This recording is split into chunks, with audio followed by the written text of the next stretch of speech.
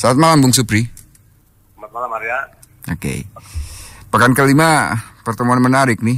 Persib tak terkalahkan lawan PSS Sleman. Kalau menurut Anda? Ya, memang kalau berbicara head to head statistik, ya Sleman belum pernah menang gitu. Tapi kondisi sekarang kan lagi berbeda situasinya. Performa kedua tim sebenarnya juga tak beda-beda jauh ya. Karena dari 4 kali pertandingan Sleman juga mereka juga kalah ya kan di pertandingan pertama, kemudian seri 2 kali, tapi di pertandingan terakhir mereka dapat 3 poin. Betul. Begitu juga dengan Persib. Persib menang ya kan dengan 2-1 di situ, terus Budiman menjadi nahkoda ya kan. Artinya di situ ada kepercayaan diri yang muncul walaupun bermain di Maguwo tidak mudah ya kan. PSS Sleman dengan situasi masih mencari bentuk permainan, tapi mereka bermain di hadapan kandang supporter mereka ya kan. Kemudian juga sedikit Persib mungkin diuntungkan dengan banyaknya pemain-pemain mereka yang cedera. Itu mudah-mudahan bisa jadi celah untuk selain punya kepercayaan diri, ya minimal mencuri, membuat kejutan untuk balik ke Bandung dengan 3 poin lagi. Betul. Itu jadi harapan Bobotoh tentunya. Persib bisa melanjutkan tren kemenangan setelah pekan keempat kemarin berhasil meraih poin dan naik peringkat ya. Iya. Intinya sih momentum itu kan sedang bagus lah gitu kan. Terlepas Kotrone mengundurkan diri, tidak ada di tim, tapi kualitas individu kemudian squad Persib itu kan mewah ya kan. Betul. Tinggal bagaimana Coach Budiman sebagai pelatih interim mampu memotivasi, menyuntik kemauan keinginan mereka agar militan gitu. Kalau berbicara taktikal kan pasti udah dilatih. Iya, betul ya. Tentu sudah dibekali oleh pelatih. Karena dalam sepak bola walaupun ada 100%, tapi taktikal itu hanya 30%. 70 itu lebih ke psikologis, kemudian lebih ke motivasi, hal-hal semacam itulah. Agar mereka juga bangkit terus begitu ya. Dan harapannya adalah konsisten selama kompetisi ini berjalan. Tapi itu tidak mudah. Kalau melihat kemarin dari sisi permainan Persib sendiri seperti apa menurut Anda? Kalau kebetulan kan saya yang tugas itu ya. Iya, betul. Saya yang tugas. Yeah. Ada antusias yang berbeda. Ada intensitas permainan yang berbeda. Ini kan menjadi modal yang sangat baik ya kan. Apalagi mereka meraih 3 poin. Nah, harapan di pertandingan besok pun, apalagi ini bermain away ya, tidak mudah ya kan. Intensitas kemarin tuh dinaikin lagi. Antusias yang kemarin mereka miliki paksakan lagi untuk all out di 90 menit pertandingan nanti itu. Oke. Apakah Anda melihat ada semacam tekanan di Persib sendiri sepeninggalnya Coach Robert, kemudian juga bermain di hadapan Bobotoh, sehingga kalau orang Sunda bilang bebeakan mainnya kemarin? Oh iya, harusnya kan itu, maksudnya gini, ketika bermain di kandang, kan mereka itu kan disupport oleh ribuan Bobotoh gitu. Kalau saya sih dulu malah menjadi motivasi berganda ya, motivasi lebih ya, karena apa? Saya pengen menampilkan saya pengen menampilkan permain yang terbaik. Dalam arti kata, bermain di hadapan Bobotoh, bermain di hadapan supporter itu mau tidak mau ya harus 3 poin gitu. Tapi bukan artinya tekanan ya? Kalau saya sih harapan enggak ya. Tekanan tuh karena psikologis mereka yang kemarin sempat kalah di kandang dengan Madura, kemudian away-nya juga kalah dengan Borneo, itu mungkin jadi tekanan. Makanya kembali lagi ada peran dari seorang pelatih untuk bisa mendekatkan ke setiap individu lah. Pendekatannya kan macam-macam pasti. Karena kan setiap pemain punya masalah yang berbeda gitu loh. Itu penting ya untuk sangat pemain. Penting. Makanya tadi saya katakan bahwa dalam sepak bola berbicara teknikal itu hanya 30% gitu loh. 70% selebihnya itu lebih ke psikologis. Nah, dalam situasi yang tadi Arya tanyakan, apakah itu bukan menjadi tekanan? Pasti ada. Gitu. Tapi bagaimana setiap individu mampu membungkus tekanan itu menjadi motivasi. Itu harapan mereka, pemain-pemain pro kok. Mereka pemain-pemain yang dibayar kok. Tidak murah lagi. Ya kan? Mereka harus kembali ke jalur sebagai pemain profesional untuk bisa mengembalikan. Ini loh, Persib itu bukan tim yang abal-abal. Persib ini tim besar, punya fanatisme, punya sejarah yang luar biasa gitu. Ayo bareng-bareng, satu kepala, satu visi yang sama untuk meraih kemenangan dalam pertandingannya. Kalau enggak nanti tertinggal dengan tim-tim yang lain. Kedua tim sebetulnya sama-sama di laga sebelumnya menang. Persib menang, PSS juga menang di laga sebelumnya. Kalau untuk kewaspadaan tim Persib sendiri, pemain dari PSS Sleman, siapa yang memang harus diwaspadai ini? Ya pastinya ya Valente ya. Valente. Itu ya. Dia selalu muncul dari Brandset, dari second line. Kemudian juga mereka masih punya Todd Ferre yang pekan terakhir juga mampu mencetak 1 gol.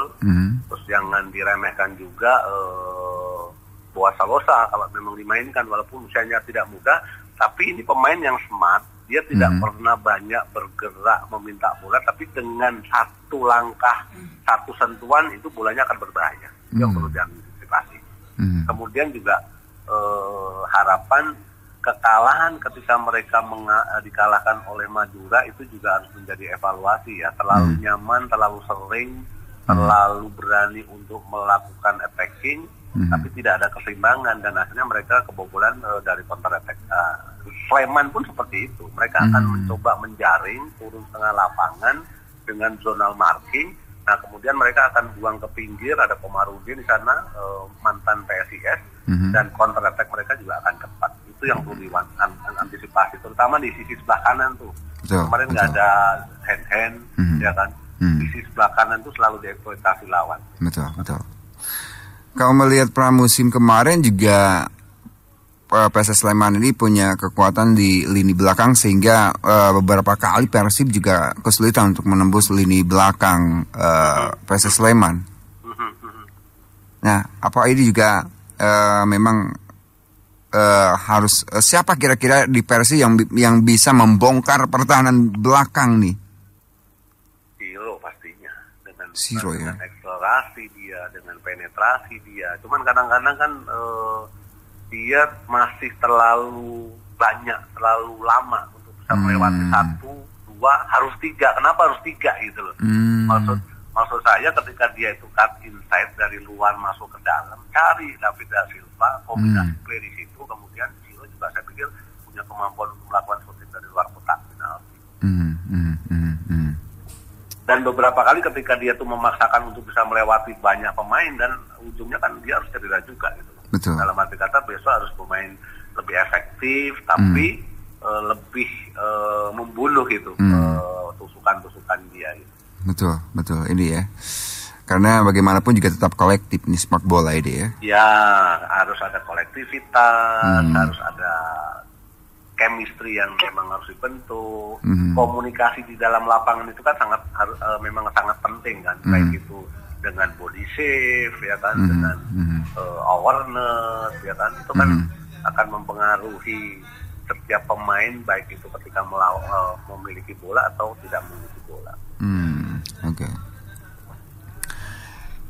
Kabarnya sih untuk Persib sendiri full time ini yang dibawa full time hanya Teja kalau tidak hanya Teja yang masih cedera begitu ya. Walaupun Teja nggak bisa dimainkan kan ada Imade ya. Saya pikir untuk kalau saya sih untuk Made tetap harus bisa menjadi pilihan utama ya, karena di Eropa itu penjaga senior masih tetap diberikan kesempatan kok. Maksudnya memberikan ketentraman juga untuk center back atau full back ya kan. Apalagi kan pemain-pemain muda itu kan perlu apa namanya, istilahnya kan harus di-upping lah. Nah, siapa yang upping ya pemain-pemain senior. Termasuk penjaga gawang ya. Iya. Penting juga ternyata. Bukan soal usia, tapi tapi kemampuan. Karena sepak bola era sekarang itu bukan usia, tapi kemampuan. Ketika memang kemampuannya walaupun usianya katakanlah kepala 4, tapi itu lihat Maman itu. Maman setiap pindah klub, siapapun pelatihnya, dia selalu menjadikan pilihan utama itu. Karena memang kemampuannya dia masih bisa bersaing di level itu untuk posisi center back itu. Nah, kalau menurut Anda dengan kondisi saat ini, Persib apakah bisa disebutkan krisis penjaga gawang? Tidak? Enggak lah, kan ada Fitrul, ada Teja, ada Imade. Masih aman ya. Tiga kualitas ini kan sebenarnya sudah tepat gitu loh. Made punya jam terbang, Made punya pengalaman, kemudian di situ juga ada seorang Teja yang sebenarnya musim lalu kan juga progresnya luar biasa itu ya. Luar biasa. Kemudian ada backup Fitrul yang musim lalu walaupun Persipura babak belur, tapi kan dia selalu mendapat tekanan, dia selalu mendapat pressure. Artinya tim Persipura walaupun diserang terus itu sebuah ujian untuk Fitrul. Dan akhirnya musim ini dia bisa diambil atau berbaju untuk Persib Bandung. Ya kan? Karena sebuah progres yang luar biasa, betul. Waktu di Persipura ada berkah buat Fitrul dengan timnya terdegradasi, tapi ada keberkahan untuk dirinya gitu. Dia naik justru gitu ya. Dia naik. Karena ya. Nominal pun pasti naik gitu Arya. Dan pasti pulang kampungnya nggak terlalu jauh. Nggak terlalu jauh. Yang selama ini dia harus berjam-jam dengan nominal beli tiket mahal, ini cuma 2-3 jam nyampe. Betul. Itu dia ya. Tinggal kita lihat nanti seperti apa Fitrul ini di Persib Bandung begitu ya. Sebetulnya kalau di PSS Sleman sendiri ini yang selalu jadi andalan, Anda melihat permainan di PSS Sleman yang selalu menjadi andalan siapa ini? Ya memang si Valente ya. Iya, Valente, kemudian ada Demusten ya kan, Demusten dia punya tendangan-tendangan servis yang bagus juga. Terus kemudian juga sebenarnya harapan besar Seto itu kan Tokpere kan. Tokpere kan kadang-kadang juga masih inkonsistensi di situ gitu. Tapi intinya adalah semua tim yang dipegang oleh Coach Seto adalah mereka memiliki kolektivitas yang baik. Sebenarnya dari sisi faktor kecepatan juga lini belakang mereka sebenarnya nggak terlalu itu, cuman Purwakayudi aja yang punya reading the game yang sangat bagus, ketenangan, tackling yang sangat bersih ya kan. Lainnya kan sebenarnya untuk bisa kalau dibandingkan sebenarnya pemain-pemain Persib itu kualitasnya masih di atas lah kalau menurut saya ya. Ya, secara individu begitu ya para pemain Persib itu pemain bintang unggul, pemain bintang. Iya. Mana timnasnya aja ada 3 di Persib gitu ya. Iya. Ada Irianto, ada Kambuaya kan itu kan sebenarnya puzzle-puzzle yang memang diharapkan untuk musim ini ya kan. Musim ini ya kan. Persib itu harusnya bisa juara. Wajar. Kalau Bobotoh juga selalu menuntut menang dalam setiap laga karena ya pemain bintang. Karena tidak terlalu banyak merubah komposisi pemain dibanding Sleman, dibanding Persebaya, dibanding Persita, ya kan. Persib itu masih tetap dengan skuad yang lama. Tambahnya memang tiga pemain timnas yang ada di situ kan. Kemudian ditambah Rahmat Irianto, Ricky Kambuaya ya kan. Ini kan sebenarnya kan kuatnya makin mewah gitu. Nah, ini masih penasaran juga banyak memang yang menyoroti soal kekompakan pemain-pemain Persib. Mereka yang bermain di timnas itu kompak dengan pemain-pemainnya, tapi ketika turun ke Persib, seakan hilang kekompakan mereka ini. Apa benar seperti itu Anda melihat? Ya egonya sih harus dibunuh lah ya. Bukan timnas sekarang, mereka memakai jersey Persib Bandung.